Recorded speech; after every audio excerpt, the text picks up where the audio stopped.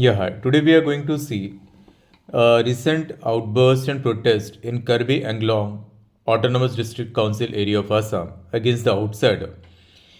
This issue needs to be analyzed through the constitutional mechanics and dynamics of the sixth schedule of Indian Constitution rather than looking toward this issue just as pure law and order issue or identity based issue.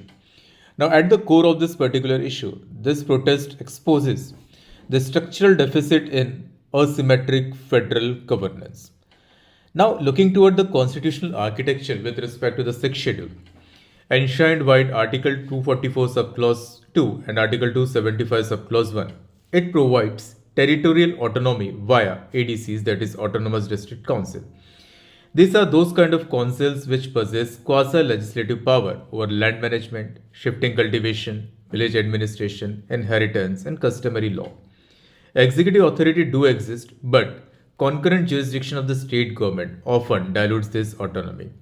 Not only this, the financial dependence persists due to reliance on Article 275 subclause 1, which talks about grant that limits the financial sovereignty of this particular ADCs. What is the triggering point of this protest? First, the land governance failure. Despite restrictions, severe restriction on the transfer of tribal land, due to weak cadastral mapping, informal leasing, and poor enforcement, it undermines the Schedule 6 safeguard. Second, demographic stress versus constitutional right. The protest reflects friction between the individual mobility under Article 19 subclause 1 subclause E and collective cultural rights of the scheduled tribes, a classic constitutional balancing problem. Third, the institutional asymmetry. What is this? ADCs lack independent police, judicial enforcement, and taxation powers, creating an authority responsibility mismatch. And the fourth is the developmental centralization. Like centrally sponsored scheme, it bypasses ADCs, weakening the local planning envisaged under Schedule 6.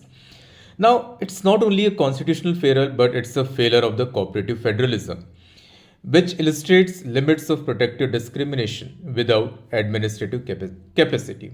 And it raises the debate on constitutional entrenchment versus political accountability of the ADCs. So it's very essential that we need to have a clear demarcation of state ADCs jurisdiction, digitization of the land record within the sixth schedule safeguards, a greater untied fiscal transfer and audit autonomy to them, and institutionalized constitution under the constitutional morality. So there is a severe need to convert nominal self group into effective self rule. Thank you so much.